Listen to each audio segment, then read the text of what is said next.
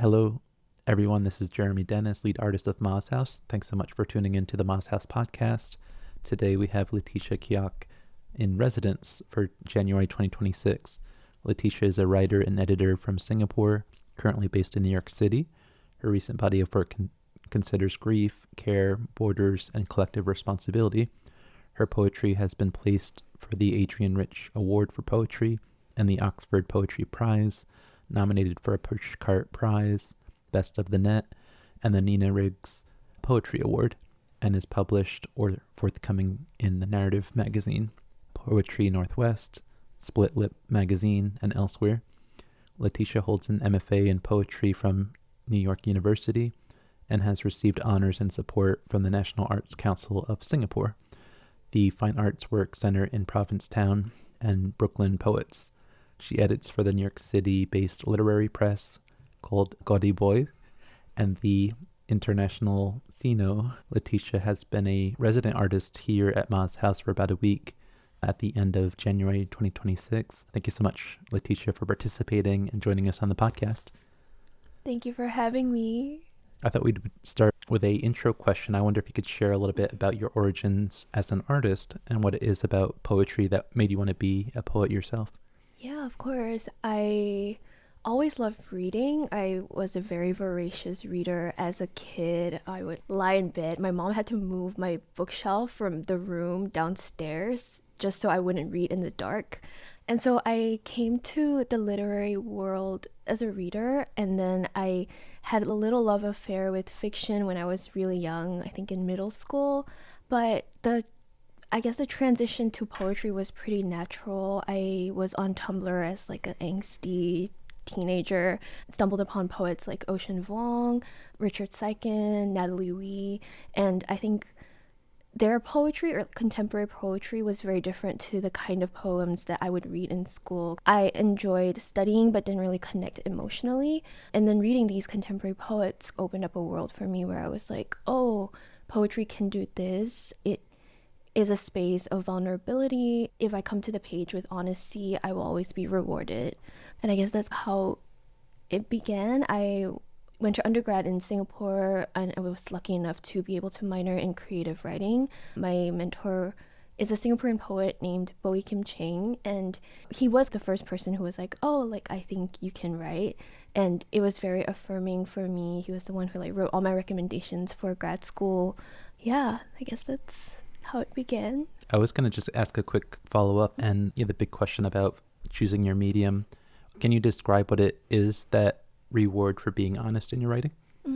I always like to say that poetry is the way I move through the world. So it has come to be the way that I understand things, the way that I process things that happen to me, but also things that happen in the world.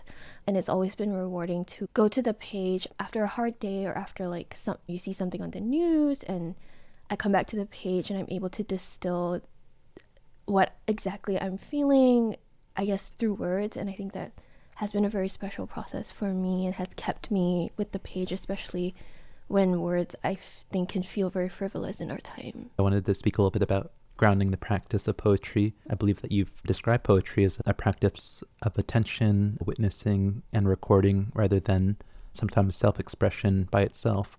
Curious when that shift happened for you and how that way of thinking about writing shapes the way you notice and choose to hold on to daily life. Sorry, could you repeat the first part of the question?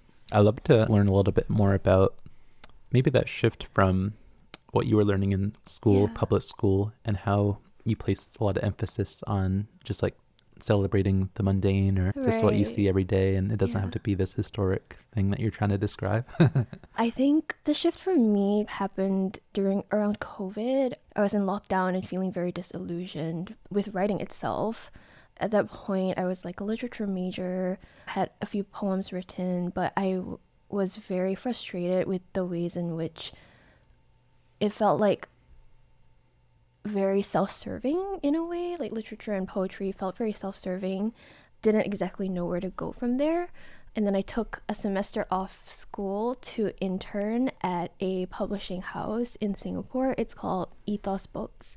And they have roots in social service, social work. And it was honestly, that experience that kept me with the page, I think it opened up a world for me in which books have a material impact on the world. Even if you change one person's mind, you are still changing one person's mind. You're still changing a life. And I think there is a kind of preciousness in acknowledging that every single small, mundane, ordinary thing is worth writing down, is worth observing, is worth giving time and attention and space to. I think there's this idea that a poetic subject has to be like this grandiose thing, but I think everything in this world is worthy of our attention. And if we just take time, slow down, I have this practice, or I try to keep this practice of note making and note taking, and it's just really wonderful to go back to my notes app when I am actually sitting down to write a poem, and to just realize that, oh, I have recorded all these beautiful small moments that I would have forgotten and would have never made it into a poem if I hadn't written it down at that point. I think that's really special for me. Thank you for describing that. I wonder if, for example, we have a lot of artists who are local and alumni who listen to our podcast. Would you be open to describing that process of taking notes from your everyday and turning it into a potential work in progress or a poem? I think it differs. The process of creating a poem from different poems, sometimes I start with a line that just keeps ringing in my head, and I get it out, so I know that, oh, like maybe it's the first line, maybe it's the last line, or maybe it's just a line in a poem that I want to exist. But more recently, it's always been little moments. And so actually a moment that I'm trying to build into a poem is when Danielle was telling me about the kelp farming, and I just kept thinking about, oh, baby kelp, and the kind of resilience to be able to survive such a, like frigid waters. And I'm trying to build that into a poem, and I was researching about the Shinnecock Bay, and then I learned about hope spots, which is so Shinnecock Bay is a hope spot, and hope spots are basically like special places, specially designated places that are important to like the health of the ocean and the health of the oceans in the world. And I was just thinking, oh, like I love the name. And so it's just building out from a small moment. I think very associatively as well as a poet, and I think being able to latch onto one small moment from your day and then building out from that is something that I have been able to hone in my practice. I did want to go back to your work and talking about your intimacy, and that's something that you write about personally, and also what you brought up in the workshop. Much of your work investigates closeness and intimacy, not just emotionally, but politically and geographically as well. I wonder if you could talk a little bit about what it is about intimacy that you really focus in on, maybe why it's such an important place to think from, especially when writing about grief, care, and responsibility. I'm really interested in intimacy and loneliness because I think I'm really interested in what it means to be close to someone, not just within proximity, but to be close to them emotionally, to build a kind of trust between them. And I think in our world today, there are so many ways that we are estranged from each other through systems of oppression, through so many injustices. I could be sitting right next to someone and we could be so far away from each other. I'm really interested in that tension, especially because I'm also straddling like Singapore and the US and what it means to move from one imperial core to another. I think that's something that I'm really interested in. Am I trading one form of fascism, the fascism that I know, for a fascism that I'm less familiar with, but is also as insidious? And I think the reason why I'm so drawn to ideas of intimacy and closeness and vulnerability is because I think it is a way into bridging that gap. It's a way into building a kind of trust that is lost. It reminds us of what our responsibilities to each other are, and I'm always interested in how we can use language to make each other less lonely. And I guess that brings me back to like certain parts of my practice that are very rooted in community, the certain ways that I try to bring in different voices in my work, practices of citation and naming. A lot of my friends appear in my work. I don't exactly see my work as like a very grand political project, but I'm trying to build towards a world where all my friends and everyone I love can live in. Yeah. I think it sounds profound, and it does sound like a global impact, being an example for ending that problem of loneliness. I wonder if you could talk about your unique position as someone who works in the publishing world and how people might find your book in a library or in a bookstore or at a fair. How do you want people to interact with your work with that in mind, that idea of maybe connecting with the work or feeling like they have a new person they can empathize or think with? I think my work in publishing has kept me writing just because I don't think I could write without knowing where the work goes. And because I'm also an editor, because I get to see the afterlife of a manuscript, the way it turns into a book, the way people hold it, I think that is what keeps me a writer. My poet friends and I always say there's no money or fame in poetry, and I really agree. I don't think anyone is writing poems to be famous or make money. We're all just like writing our little poems and recording our lives, the lives of the people we love, and if someone can encounter that, and if it can shift something in their lives, if it can remind them of someone that they love, a moment that they loved, a time that was important to them, I think that would be very meaningful for me. I also wanted to talk about collective grief as well, which is a big theme within your work. I believe your poetry and writing goes between personal loss and broader collective forms of grief. I wonder if you could talk a little bit about how do you navigate that very personal, like taking from your daily life and friends and family, and how you present your work maybe publicly.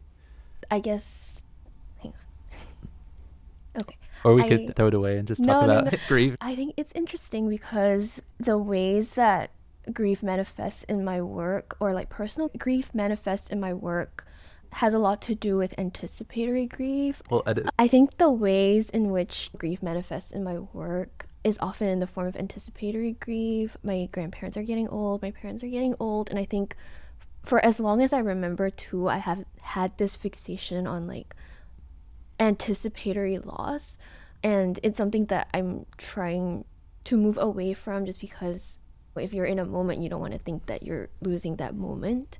And so it's interesting how being away from quote unquote home has made me feel more distance from that, and then the immediacy of whatever is happening politically here I'm drawn closer to.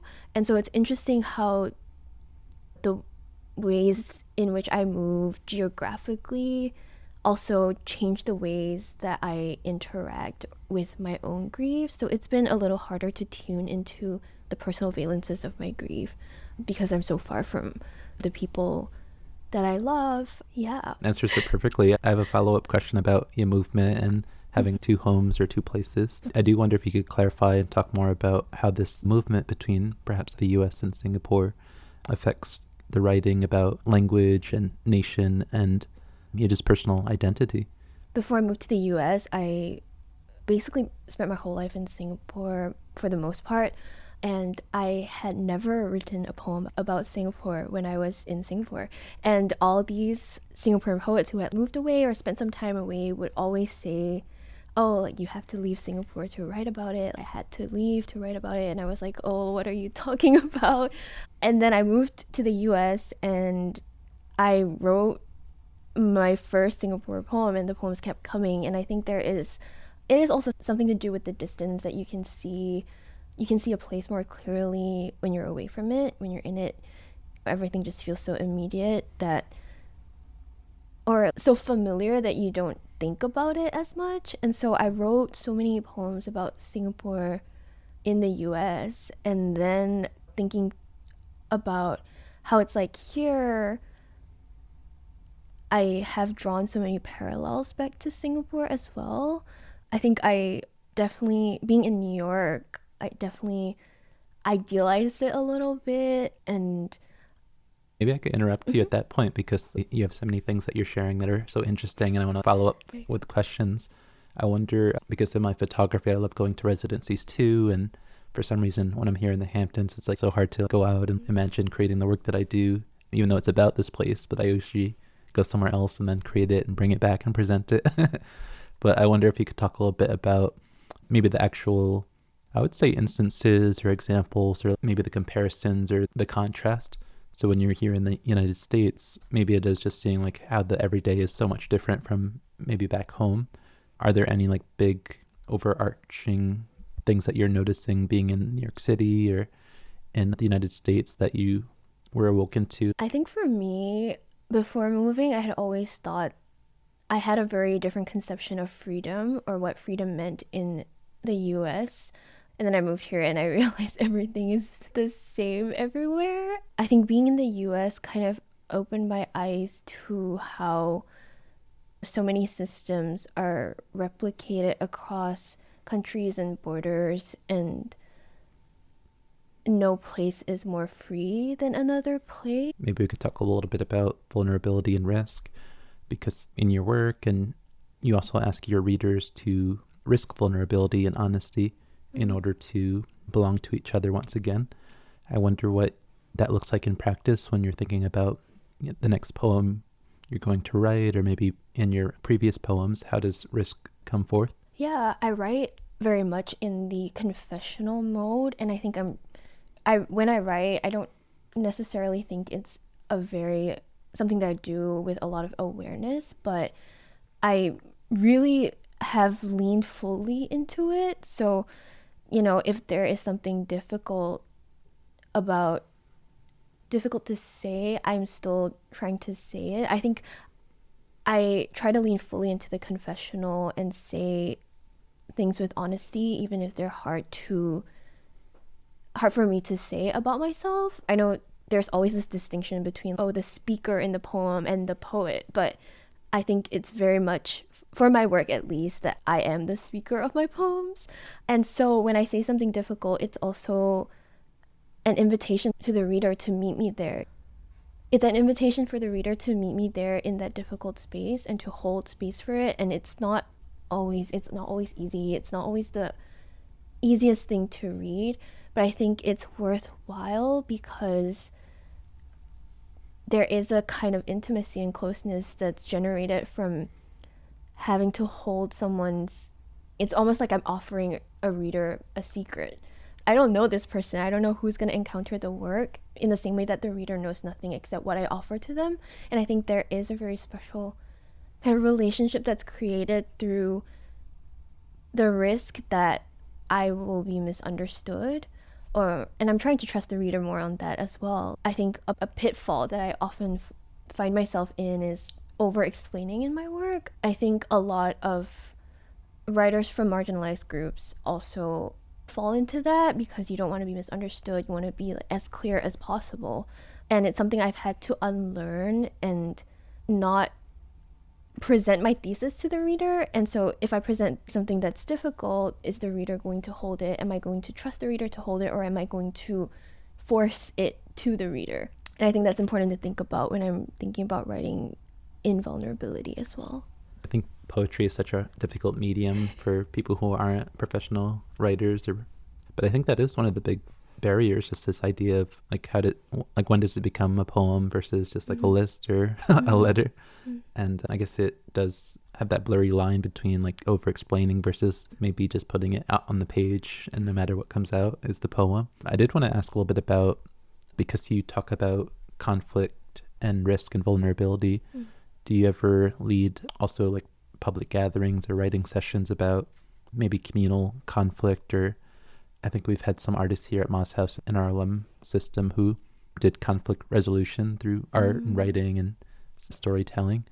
Is that something that you think about in your personal writing, or maybe as a way of maybe leading a writing activity?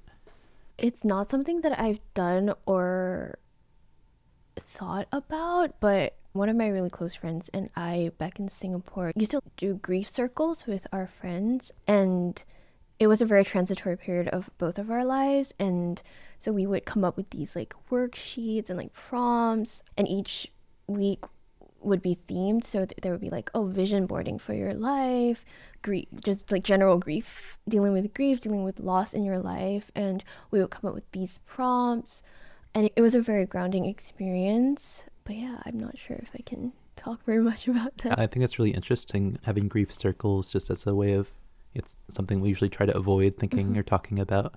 But when you organize that with your friend, was it around maybe like funerals or maybe someone that you passing, or is it more of a monthly thing that you all did?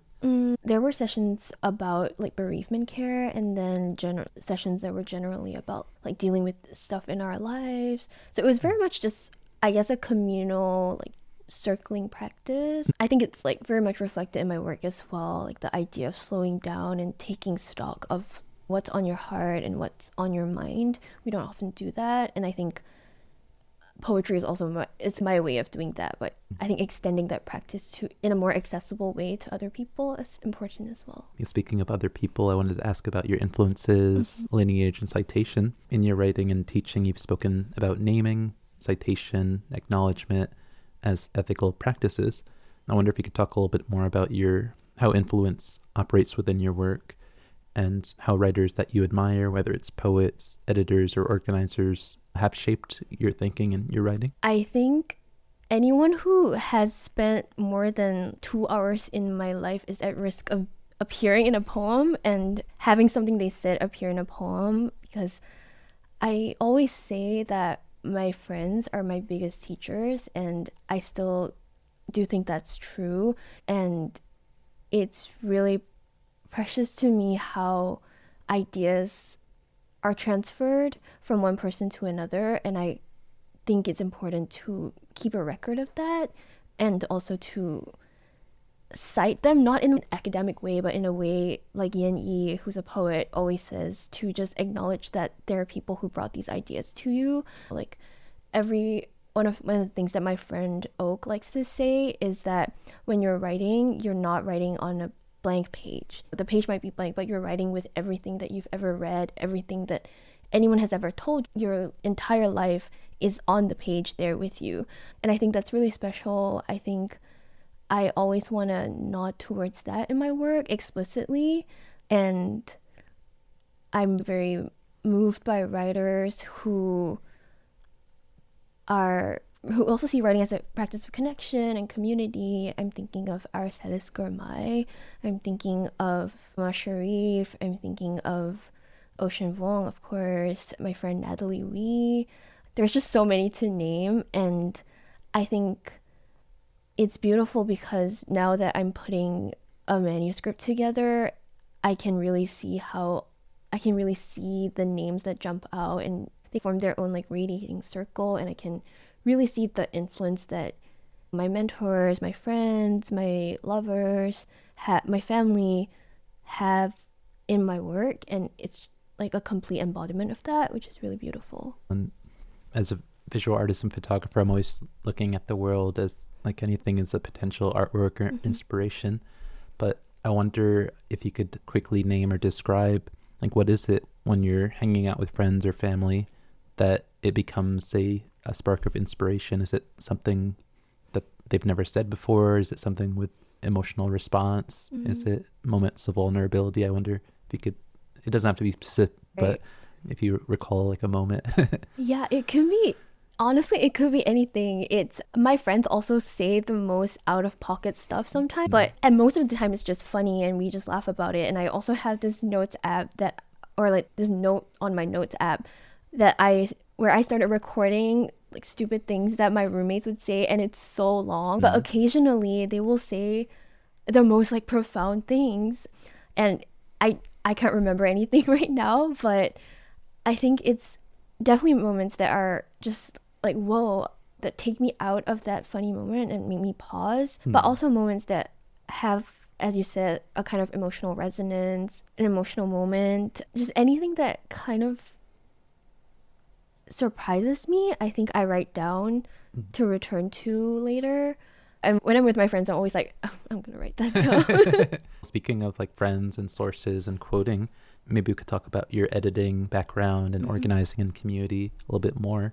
Your creative practice is deeply connected to your editorial and grassroots organizing work. I wonder if you could talk about how these roles change the way you think about authorship, voice, and responsibility. I think nowadays people are shifting the way that they think about the individual genius and what inspires the work. I wonder if you could talk about, has any of that changed on the authorship or technical side in terms of like when you're presenting a work, maybe to a live audience, do you like name those friends? When you publish it, do you write their names in? So when I read, if a poem is inspired by someone, if a line is from someone, I try to name that. And yeah, I think that the day and age of the individual genius is over. I think it's outdated. No one becomes anything on their own. It always takes a village, and I think it is important to name those people that brought them there, but also their practice is important because it is a collective process, and it should be made known that it is a collective process. In poems that are published, there are always like postgraphs or epigraphs where you can attribute some sort of acknowledgement to them. In the book, it's usually in a note section or an acknowledgement section. And I always find myself gravitating, when I pick up a new book, gravitating towards those sections first. I think I'm always excited to learn the names of the people that the writer has needed to write a certain book or a certain piece. And it's also really nice to see how people are friends. So I would pick up a book by this writer and they would be friends, and I would pick up that writer's book, and kind of to see like the lives encircling each other is also really beautiful. I do want to transition to your time here at Ma's house, though. Maybe for better or worse, you've been inside for a week and hopefully writing and doing all the things you always wanted to do and having the quiet time. You came to Ma's house, and in your application you said you were imagining what a writing practice sustained in community might look like.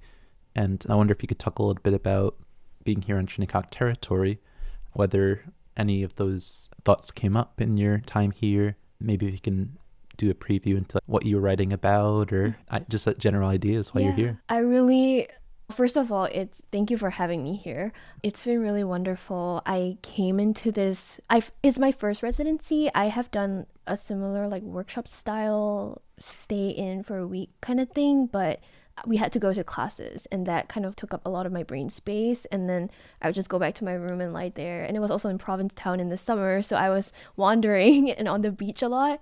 And I came into this residency knowing that I wanted to be very intentional with the way that I spend my time. And also, so I had this grand plan of writing.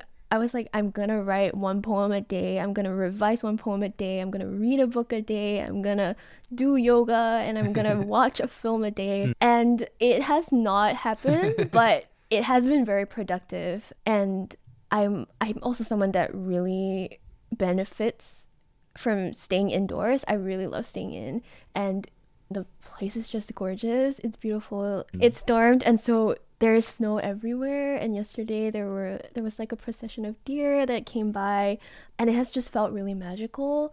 And I think being able to meet everyone, we had a dinner, community dinner together, and then I also ran a workshop, and it was just so wonderful to see the people that I met at dinner come to the workshop, and there was a real sense of community there. And my workshop was also on writing as a communal practice, and so it felt very, for lack of a better word, on theme, but also the space just felt very charged by friendship, and it's really helped me recenter myself. There are a lot of moving parts in my life right now, so prior to coming to the residency, I hadn't written a poem in 2 months. And so I came here with a couple ideas, but the ideas just kept coming in. I'm also writing this huge poem that is like against emptiness, and it's a poem that brings in all my friends. And usually my practice with bringing in people is just, oh, like this person said this, but I'm trying to stay with the person a little bit more, to stay with their presence in my life. So it's It's a long poem that's very sprawling and then brings in reflecting on my time in New York for the past 2.5 years. And so after meeting everyone here, I just felt very charged to go back and write. So I've made a lot of progress on that. I've also read a lot of poetry books, which has been really fun because I think I read too many novels in the past year that I have lost the ability to write poems a little bit. And so it's been nice to return to the poems written by other people. I also think you become a better writer through reading. And yeah, it's been really nice. I also watched a few films. I watched Happy End by Neo Sora the other day. It's really beautiful. I think everyone should watch it. But it's been very productive and I'm really grateful. Oh, that's wonderful. I'm so glad to hear that you got back into poetry after 2 months. It's way too long to wait. Yeah. I did want to just revisit the public program that you led. You might have to help me with the author's name, but it was titled You Are the One I Love, based on a poem by, is it a German? Aracelis Gurmai. Okay, thank you. I wonder if you could talk a little bit about reflections after the workshop. It seems like you're a natural teacher and you got everyone writing. Were there any moments that stuck out from you after teaching and leading that? I was very moved by how many memories that showed up in the workshop. So people were calling in a lot of loved ones that have departed, a lot of ancestors, and that was an intention of mine, but I was very moved by the specificity of the memories that people shared. It was really special to me because it's not always that you run a workshop and everyone comes in as they are and is willing to meet you in the same place. But I think it was wonderful because everyone kind of knew everyone. And so I felt like I was like peeping into a friendship gathering and giving them some fun things to do. But most of all, they were bouncing off each other's energy, which is always the best in workshop. Everyone was so creative. So Acento is basically a poem stitched from found language. It's entirely based on borrowed language. And I tried to do it with text from the exhibition upstairs. It was so difficult, but everyone had so many creative ideas and borrowed from so many different places. I also think it's always fun to run a workshop where people aren't necessarily like writers, quote unquote, because I think writers can very easily get stuck in certain habits that they have. And so it felt very freeing to see people borrow from like popular culture where I would only think of borrowing from books or like actual text. So it was really fun. Yeah, inspiring it was for so much writing that we did in about 2 hours. Yeah. There was one prompt that I was curious about because so much of what we encourage at Ma's House for the Residency in my work is looking at history and maybe those who have passed on and their biography and all that. I wonder if you could maybe clarify or explain in your own words. One of the prompts was to write a letter to people who are no longer here. And so as someone who likes history, I would imagine writing a poem about someone's life and like making it presentable and memorable. But what is it about writing a letter to that person who may never, they might not read it? Yeah, with my work, I'm really interested in time. And I think the special thing about poetry is that it allows you to leap into different points in time. Like poetry thinking is never linear. And so you can easily move within a poem from one point in time to another without necessarily having to signpost it. It's forgiving in that way. There is a dreamlike associative quality that maybe isn't as easily achieved in other forms of writing. So with my interest in time, I'm always thinking about how poetry then opens up a space for us to gain access, even partial access, to someone who is departed, someone who is no longer in our lives, someone that we miss, someone from a long time ago who we maybe never had the chance to even talk to. And so with that prompt, I was interested in tuning towards people who are lost to us. And I don't think I necessarily thought about it as like historical. I think for me, it was more personal. And I think I was very moved by what people wrote to. Some folks wrote to like grandparents.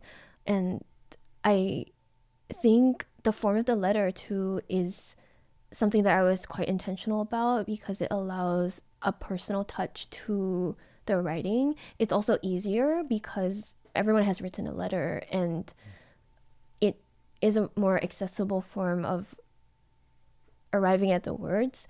Thank you for clarifying and answering that. Whole new appreciation. I have to learn more about poetry for sure. My last question is really looking ahead. If you can think about or share any upcoming projects, collaborations, unresolved questions you're thinking about, just what's next on the horizon for 2026 for you and your work. I am doing a reading on Friday. Oh, wow. So tomorrow it's going to come out. In New York. It's at a bookstore / gallery space called Accent Sisters by Union Square. It is a reading that's very special and close to my heart because it basically gathers all my writer friends in New York for a reading, because I'm gonna be moving, actually spending some time in Asia for the near future.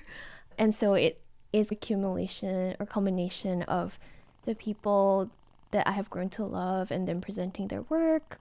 I think interesting to be here and to tell you about this, because the way that I got inspired for this event is I was thinking about how an open studio for a poet would look like. Because if you're a visual artist or if you're a photographer, you're a filmmaker, there is something like a visual aspect to it that you can showcase. You can't exactly. And then I was thinking about my practice, and I think the best way to have a Laetitia open studio is to bring in the people who have given me permission and allowed me to write all my poems, because they nourish my life and my practice. And so that is what is happening in a week.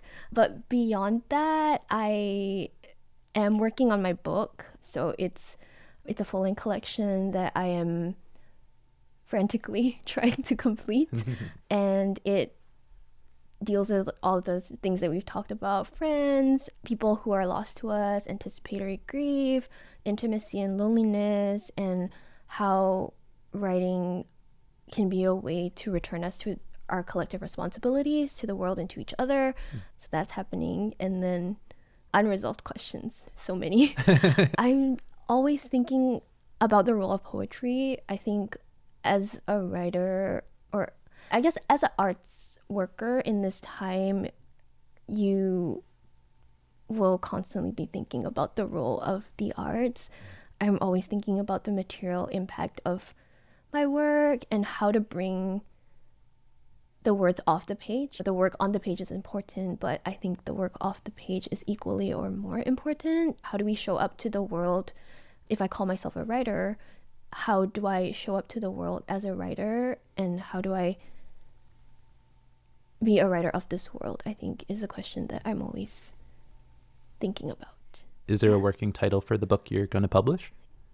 Yes, but it's a secret. But besides that, do you have any ways that you want people to follow your work, whether it's social media, your website, newsletter? My Instagram is Laetitia with a dot between the L and the A. And then my website is just laetitia-k.com. All right. Thanks so much, Laetitia, for participating. And I can't wait to share this with the world. So thank you all for listening as well. Thank you.